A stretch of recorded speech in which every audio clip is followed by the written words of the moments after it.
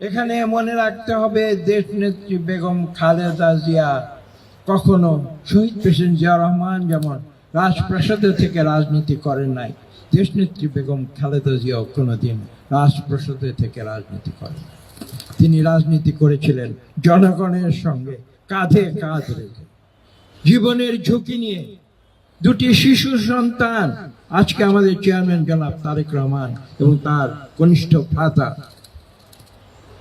Arafat Rahman cocoa, আপনারা জানেন তাদের একবার ৭১ সালে তাদের দুটি ছোট্ট শিশুর জীবন বাজি রেখে এবং পরবর্তীতে ৮২ থেকে ৯০ সাল পর্যন্ত এই দুটি সন্তানকে তাদের অনেক সময় তাদেরকে দেশের কারণে তাদেরকে ভালোবাসা থেকে, মায়ের ভালোবাসা হয়তো যতটা দেওয়া প্রয়োজন ছিল ততটা দিতে পারেননি, কিন্তু দেশের প্রয়োজনে দেশনেত্রী বেগম খালেদা জিয়া বাংলাদেশের এই কোটি কোটি মানুষের সেবায় নিজেকে নিয়োজিত করেছিলেন। সেই স্বৈর শাসকের চ্যালেঞ্জ তিনি রাজপথে গ্রহণ করেছিলেন এবং সেই সংগ্রামে জনগণকে সঙ্গে নিয়ে জয়ী হয়ে বলেছে এদেশে পুনরায় পার্লামেন্টারি পদ্ধতির গণতন্ত্র ফিরিয়ে আনছে। আজকে সেই কথাগুলো আমাদের পুনরায় নতুন করে স্মরণ করতে হবে। ছিলেন যে এমন একজন রাজনীতিবিদ যিনি কোনোদিন নিজের ভালোর কথা চিন্তা করেননি, তিনি বাংলাদেশের কোটি কোটি মানুষের মঙ্গলের কথা চিন্তা করেছেন, নিজের জীবন বাজি রেখেছেন এবং পরবর্তীতে বাংলাদেশের মানুষ ভালোবেসে তাকে তিনবার বাংলাদেশের প্রধানমন্ত্রী নির্বাচিত করেছিল কিভাবে? 3টি সুষ্ঠু নিরপেক্ষ নির্বাচনের মাধ্যমে। দিনের ভোট রাতে হয়, সেই নির্বাচনে কিন্তু বেগম খালেদা জিয়া প্রধানমন্ত্রী হন নাই, যেরকম হয়েছিল আপনারা জানেন, আমি নাম কারো উল্লেখ করতে চাই না, যারা বাংলাদেশের কোটি কোটি মানুষকে ফেলে যারা কাপুরুষের মতো পালিয়ে গিয়েছে বিগত অগাস্টের 5 তারিখে, তাদের মতো নয়। কারণ তারা রাজনীতি করে নিজের জন্যে, দেশনেত্রী বেগম খালেদা জিয়া রাজনীতি করেছেন এই দেশের কোটি কোটি মানুষের জন্য। আজকে এখানে পল্লী চিকিৎসকরা এখানে এসেছেন, একটি কথা আমি এখানে উল্লেখ করতে চাই, আপনারা হয়তো এটা উল্লেখ করেননি কিন্তু করা প্রয়োজন, কারণ আমি আমার নিজের গ্রামে গঞ্জে পল্লী চিকিৎসক যারা রয়েছেন তাদের সঙ্গে আমি চলাফেরা করি, ওঠা বসা করি। আমি দেখেছি আপনাদের যে কথাটি আজকে উল্লেখ করতে হয়, এই যে সারা বাংলাদেশের, আমি একটি কথা বলেছি একটু আগে, যে এই দেশ যখন ৭১-এ স্বাধীন হয়েছিল তখন দুটি আদর্শ ছিল আমাদের সামনে। একটি ছিল গণতন্ত্র, কারণ আমরা জানতাম যে পাকিস্তানের অবকাঠামোর ভেতরে গণতান্ত্রিক সরকার, একটি গণতান্ত্রিক দেশ গঠন করা প্রায় অসম্ভব, যে জন্য আমরা একটি স্বাধীন বাংলাদেশ চেয়েছিলাম, যে বাংলাদেশে গণতন্ত্র থাকবে। কিন্তু পাশাপাশি আমি আরেকটি কথা বলেছি, যে আমরা কিন্তু এটাও চেয়েছিলাম যে বাংলাদেশে এমন একটি দেশ হবে যেখানে ধনী দরিদ্রের মধ্যে ব্যবধান আমরা কমিয়ে আনব, সেখানে দরিদ্র মানুষের যে প্রয়োজন, নিত্য নৈমিত্তিক যে প্রয়োজন, দৈনন্দিন যে প্রয়োজন, সে প্রয়োজনগুলি যাতে আমরা মিটিয়ে দেশের মানুষকে একটি সুন্দর জীবন ব্যবস্থা আমরা যাতে দিতে পারি, সেই বিশ্বাস থেকেই কিন্তু বাংলাদেশ। দ্বিতীয়, এখানে কথাগুলো বলছি, আজকের নতুন প্রজন্ম হয়তো এগুলো জানে না। বাংলাদেশের মানুষ, দরিদ্র মানুষ, তারা আধুনিক চিকিৎসা ব্যবস্থা নিতে পারে না। কেন পারে না? কারণ তাদের সেই অর্থনৈতিক সামর্থ্য নেই।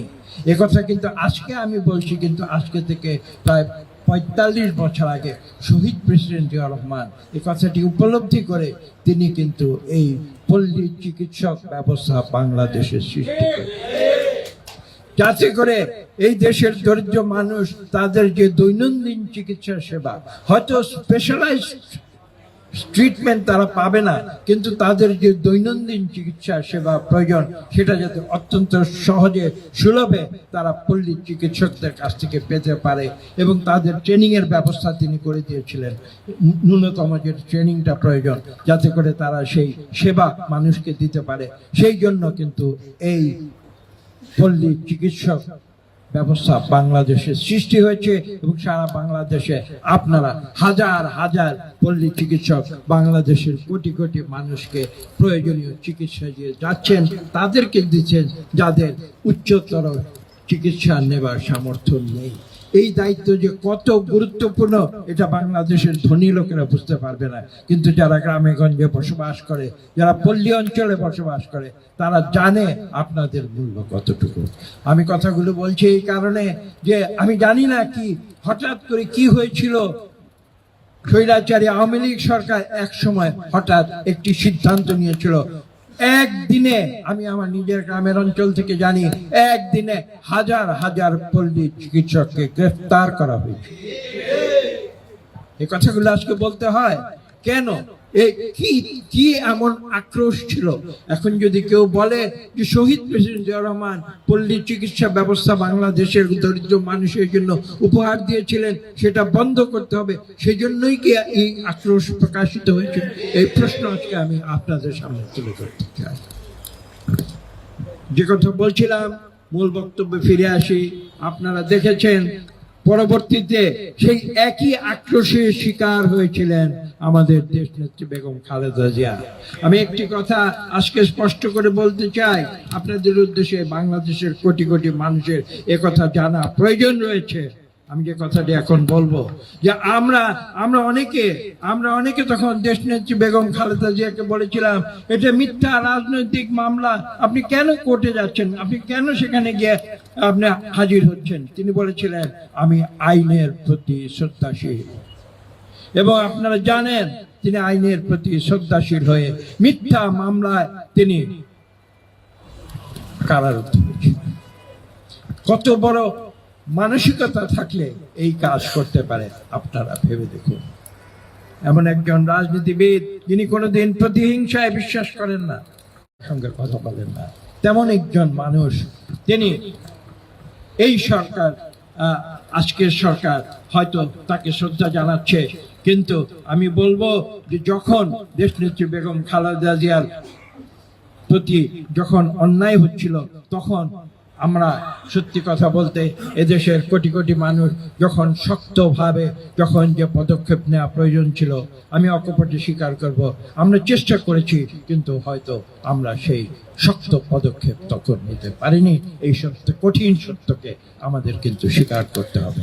তাই আজকে আপনারা জানেন, আপনারা দেখছেন যে কিভাবে স্বৈরাচার আওয়ামী লীগ বিদায়ের পরে যখন তিনি কারামুক্ত হয়েছেন, তারপরেও তার শরীর কিন্তু ভেঙে গিয়েছিল। তার উপরে যে জুলুম, নির্যাতন, অত্যাচার, কারাগারে আমরা তাকে দেখতে গিয়েছি, সেই নাজিমুদ্দিন রোডে কারাগারে আমরা তাকে দেখতে গিয়েছি, আমরা দেখেছি। কিন্তু তিনি তখন এমন অবস্থা, আমার মনে আছে, আমাকে বলেছিলেন যে কোনো অসুবিধা নাই, আপনারা সাহস রাখুন। এই কথা তিনি বলেছিলেন। তিনি কখনো ভেঙে পড়েননি, কোনো অন্যায়ের কাছে কোনোদিন তিনি মাথা নত করেন নাই। তিনি মাথা উঁচু করে বাংলাদেশে দেশের মানুষের কল্যাণে, মানুষের অধিকার রক্ষায় তিনি তার আজীবন তার সংগ্রাম করে গেছেন, তার রাজনীতি করে গেছেন। এই জন্যই বাংলাদেশের কোটি কোটি মানুষ, আমি আজকে বলবো যে দল, মত, জাতি, ধর্ম নির্বিশেষে আজকে তারা অশ্রু বর্ষণ করছে। এবং আমরা প্রত্যাশা করি ইনশাআল্লাহ মহান আল্লাহ তাআলা আমাদের সকলের যে আবদার, আমাদের সকলের যে ফরিয়াদ, সেই ফরিয়াদ মহান আল্লাহ তাআলা গ্রহণ করবেন। এবং শহীদ প্রেসিডেন্ট জিয়াউর রহমানের কথা আমরা স্মরণ করি আজ, এবং আমরা বিশ্বাস করি দেশনেত্রী বেগম খালেদা জিয়ার প্রতি আল্লাহ রহমত প্রদর্শন করে তিনি ইনশাআল্লাহ তাকে সম্পূর্ণ সুস্থ করে আমাদের মাঝে ফিরিয়ে দেন। আমিন।